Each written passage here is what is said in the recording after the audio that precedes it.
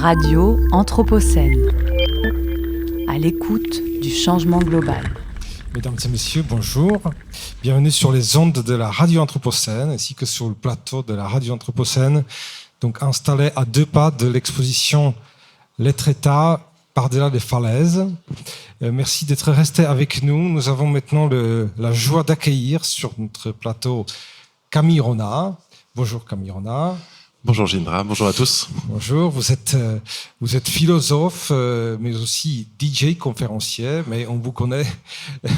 C'est comme ça qu'on trouve à plusieurs endroits sur Internet un petit peu votre biographie, mais surtout on vous connaît assez bien à Lyon puisque vous êtes spécialiste des paysages sonores et des questions de l'audio-naturalisme.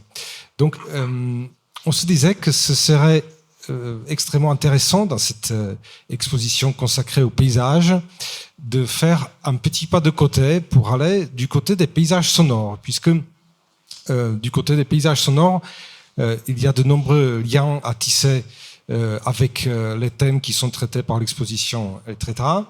Et il y a de nombreux renseignements tout à fait spécifiques que l'on pourrait aborder.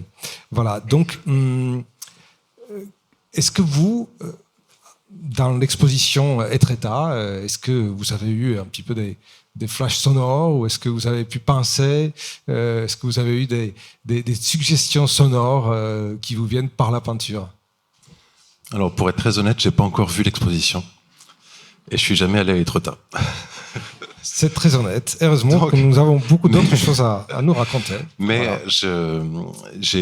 Sans avoir encore vu l'exposition, je pense comme tout un chacun, j'avais déjà vu ces toiles où elles étaient quelque part dans un coin de ma tête. Et ce qui fait un lien avec le sujet de l'écoute comme un lieu d'érosion, c'est qu'en fait, il me semble que ces peintres impressionnistes se sont intéressés à cette falaise, à cette vue très particulière, dans le prolongement d'une esthétique, on pourrait dire une esthétique de la ruine, quelque part, et en contrepoint de leur intérêt aussi pour la culture industrielle. On voit les toiles de Monet sur les falaises d'Être-État, on a aussi en tête ces toiles sur la gare Saint-Lazare, où il y a comme un dialogue qui se fait entre la documentation de l'essor de la civilisation industrielle et le questionnement sur notre rapport à la nature qui, dans une forme de conscience qui était encore assez trouble à l'époque et qui l'est plus maintenant, un rapport à la nature qui fait état d'un effondrement, d'un effritement, d'une érosion. Et il se passe exactement la même chose quand le cadrage se fait pas visuellement, mais par l'écoute. Alors tout à l'heure, on en a discuté avec Stéphane Pacou, donc le commissaire de l'exposition, et on a évoqué ce fait assez troublant que l'on découvre le site d'Être-État et la spécificité du paysage au moment où on est à la recherche des lieux emblématiques de la France. Donc c'est le patrimoine, on invente l'idée du patrimoine au moment où celui-ci se fait recycler littéralement pour les besoins de son temps. Donc on détruit les châteaux et avec les pierres, avec le matériau, on construit le monde nouveau. Et on s'aperçoit aussi qu'il y a des lieux naturels emblématiques qui évoquent la grandeur passée, comme si les falaises d'Être-État étaient des constructions d'une civilisation ancienne, donc des ruines qui sont dans une forme d'ambiguïté entre la nature et la culture, puisque on peut considérer que c'est quelque chose où la nature s'impose de nouveau, voilà. Et il y a quelque chose qui se passe, vous dites, avec les paysages sonores. On découvre les paysages sonores au moment où fatalement, on découvre aussi leur grande vulnérabilité. Et on a vraiment souhaité parler de Rachel Carson, que vous connaissez très bien, vous êtes spécialiste de cette question, qui, en 1962, publie un essai extrêmement important qui s'appelle « Printemps silencieux », au pluriel, hein, donc c'est « Les printemps silencieux ». Que pourriez-vous nous dire là-dessus ? Sur la notion de paysage sonore en elle-même, c'est une notion qu'on ne doit pas à Rachel Carson, mais à un théoricien de l'écoute et un compositeur canadien qui s'appelle Murray Schafer, qui publie un livre à la fin des années 70, en 77, qui s'appelle « Le paysage sonore », et qui et qui redéploie, mais dans le champ de l'écoute du vivant notamment, tout ce qui se passe dans l'histoire du paysage, dans les arts visuels. C'est-à-dire que la notion de paysage, il y a un bouquin de Jacques Rancière qui est passionnant là-dessus, qui s'appelle L'invention du paysage. Le paysage, ça devient un genre de peinture au XVIIIe siècle, au moment où on s'intéresse au jardin, il y a un intérêt pour une sorte de pastorale visuelle, mais le thème qui s'affirme comme le thème de peinture de paysage par excellence, et on le voit notamment dans les salons de Diderot à la fin du XVIIIe, c'est la ruine. C'est une sorte d'effet de cadrage sur notre expérience du monde, qui est celui du temps qui passe, de la ruine, et donc ça pose cette question effectivement patrimoniale de comment préserver la beauté. La peinture en elle-même, la peinture de paysage, est un geste qui tend vers ça. Et Murray-Schaeffer a essayé de penser cette notion de paysage dans l'écoute, avec le paysage sonore, avec cette question qui lui semblait être une urgence dans les années 70, qui est comment préserver le patrimoine sonore qui nous relie à la nature, bien sûr, mais aussi via la nature à nous-mêmes. Et c'est une question qui fait écho aussi au travail de Rachel Carson. Les deux posent une question différente ou font un constat différent sur l'érosion de l'érosion de ce paysage sonore. Rachel Carson, dans ce petit bouquin Silent Spring de 62, va dire que c'est la pollution, au sens propre de la pollution chimique, qui va diminuer notre expérience de l'écoute, qui va l'éroder parce qu'il y a tout simplement moins de choses à entendre. Et Murray-Schaeffer va documenter qu'en fait, c'est l'écoute elle-même qui s'érode parce que la civilisation industrielle a conduit au développement d'un autre type de son, un nouveau type de son, qui, à la différence du son biologique, du son vivant, qui va suivre une courbe de vie. Un son, ça naît, ça se maintient et ça meurt. Et l'apparition des sons industriels, et notamment des sons liés à l'électricité, c'est l'apparition de sons stables, continus, non biologiques, qui meurent jamais, et qui créent donc un fond sonore qui va tonaliser notre existence, mais toute notre expérience d'écoute. Et la multiplication de la saturation, on va dire, de ces sons qui nous environnent, vont nous conduire à écouter de moins en moins, tout simplement parce que l'écoute est de plus en plus brouillée, et aussi parce qu'il y a cette disposition psychologique à de moins en moins prêter l'oreille. Et Murray-Schaeffer écrit ce livre dans une optique très alarmiste, de dire l'espèce humaine est menacée de surdité universelle, et l'écoute sera compromise des deux bouts. Il y aura de moins en moins de choses à entendre, et de moins en moins d'écoute activée. Alors, ces deux personnes ont eu un retentissement extrêmement important dans la suite, dans les années 70, 80 et jusqu'à aujourd'hui. On pourrait peut-être évoquer l'impact incroyable qu'a eu le livre Silent Spring de Rachel Carson, puisque il a été cité, il a été étudié dans les sphères politiques des États-Unis, et il a amené notamment la réglementation de l'usage des produits phytosanitaires. C'est pas sans rappeler une certaine situation de la loi Duplon aujourd'hui, puisque déjà à l'époque, donc, il s'agissait des pesticides. Rachel Carson a mené cette étude extrêmement poussée pour attirer l'attention du grand public sur les effets dévastateurs des pesticides de toutes sortes, d'une part sur la santé humaine et d'autre part sur les populations végétales et animales, sur la biodiversité. Et Silent Spring, donc les printemps silencieux, c'est une métaphore, ou plutôt pas une métaphore, c'est une image pour imprégné, pour montrer l'absurdité d'un monde où la biodiversité est entièrement éliminée. Donc, le titre est un coup de génie parce c'est une image très forte, dystopique, d'un printemps silencieux, un printemps muet, et ça fonctionnait pour activer quelque chose dans une sorte de l'ordre de l'inquiétude collective. Elle écrit ce livre en 62 à un moment où les scénarios apocalyptiques sont les scénarios d'apocalypse nucléaire. C'est après la crise de Cuba, c'est donc guerre froide.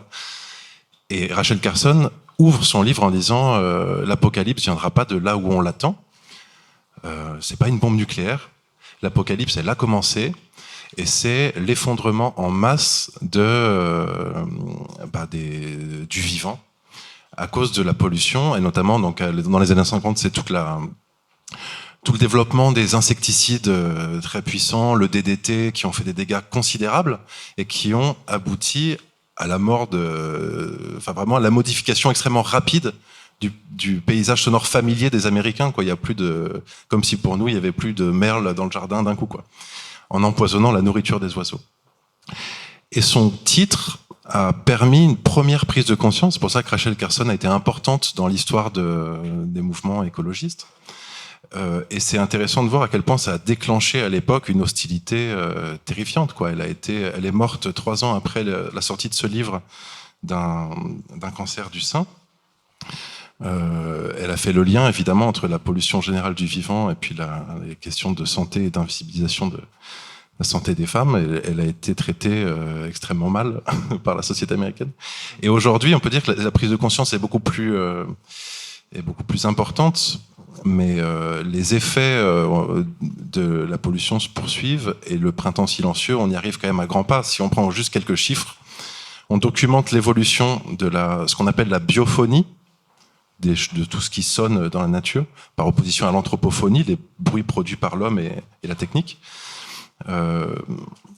Depuis 50 ans, depuis les années 80, en gros, on évalue à 50% de perte de biophonie.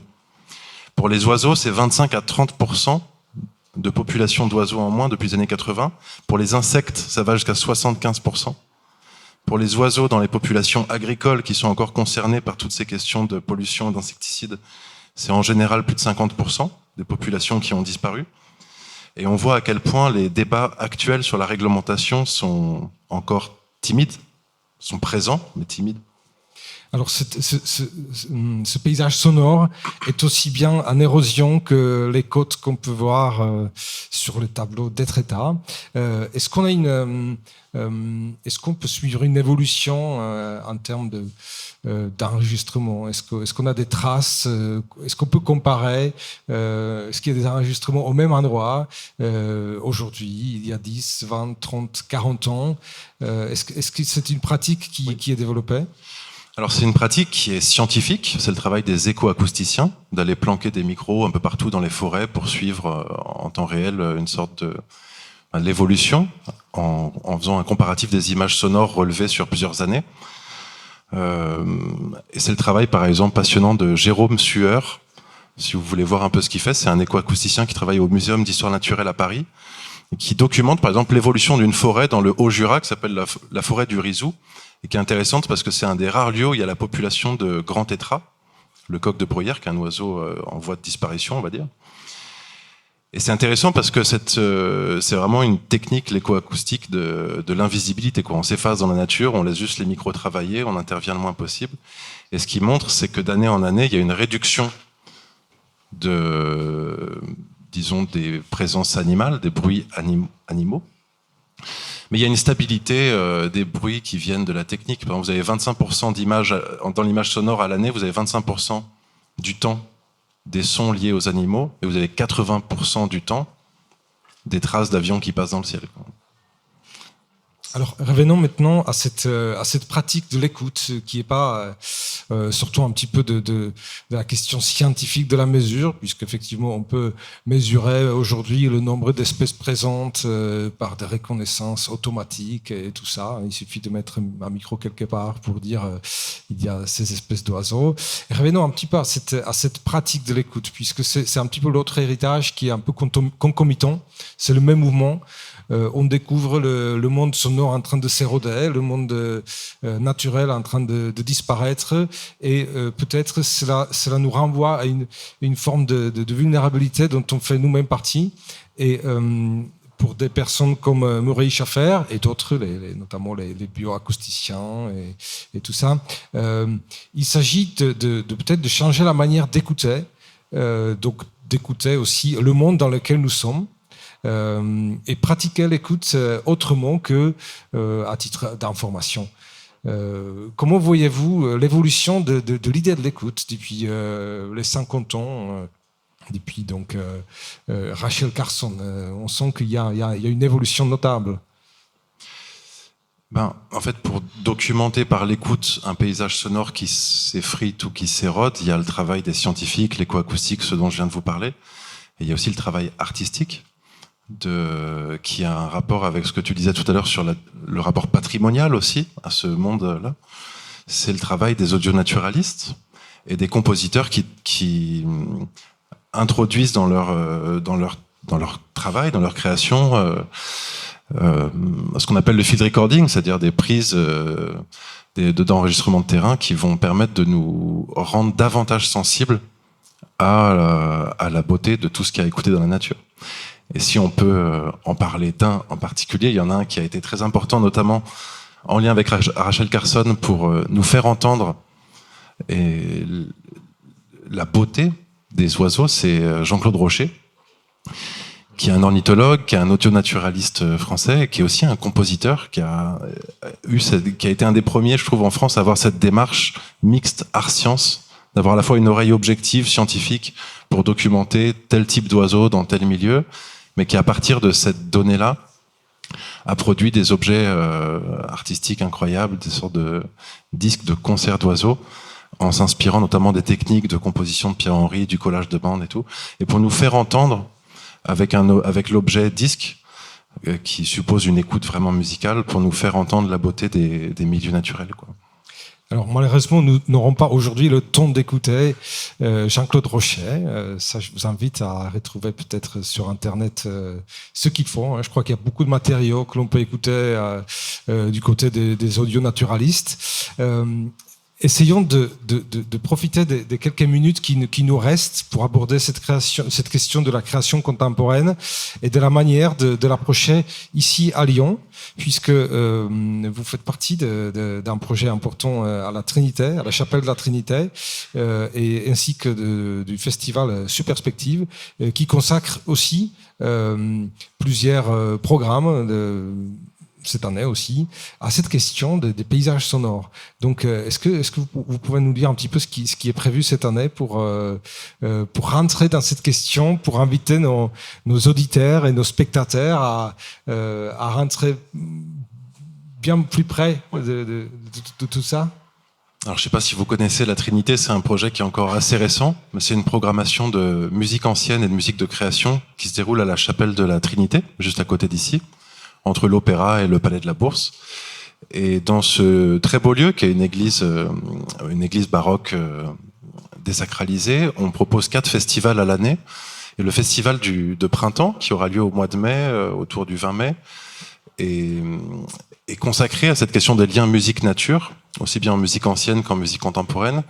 Et cette année, on l'a pensé autour de l'eau, et en faisant des gros focus sur tout ce qui relève de l'écologie sonore, donc ces pratiques mi-scientifiques, mi-artistiques, de l'écoute. Et donc on propose des choses très, très concrètes, des ateliers par exemple de promenade au bord de l'eau, du Rhône et de la Saône pour trouver des points d'écoute où précisément on peut faire cette expérience-là d'une écoute un peu ouverte et poétique du vivant, ou voir des éléments. Et on a un événement avec Gram, qui est le centre de recherche et de création musicale à Lyon, sur l'écologie sonore, donc à la fois avec une présentation de cette nouvelle discipline en fait, et un moment d'écoute. On a lancé un appel à projet pour des œuvres de field recording à une échelle très locale de la métropole, parce que ça nous intéressait de savoir ce que les gens allaient enregistrer autour de Lyon, à la fois dans une approche patrimoniale et aussi de création, quoi.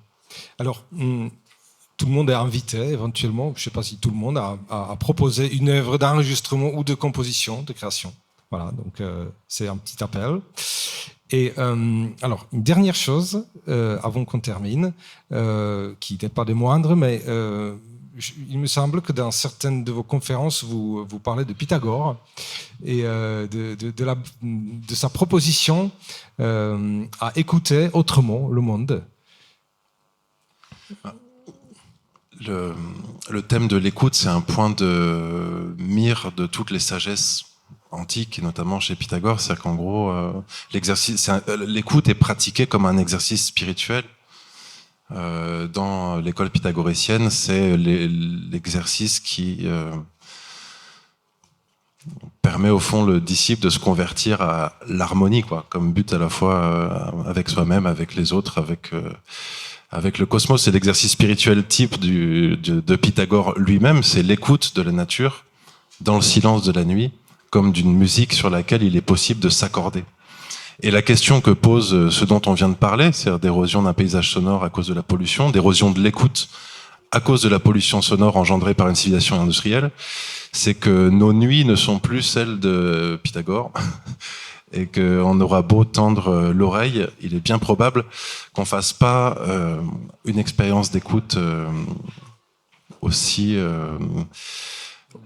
poétique et contemplative, tout simplement parce qu'on n'a plus le luxe du silence des nuits, des nuits du sud de l'Italie du VIe siècle avant Jésus-Christ. Bon, je vous remercie, Camille Renard. Restons là-dessus, restons à l'écoute aussi, et restons ensemble pour la suite, pour une dernière émission consacrée à la question du tourisme. Donc le silence va être un petit peu compliqué pour la fin, voilà. Radio Anthropocène. Donc, à l'écoute du changement global.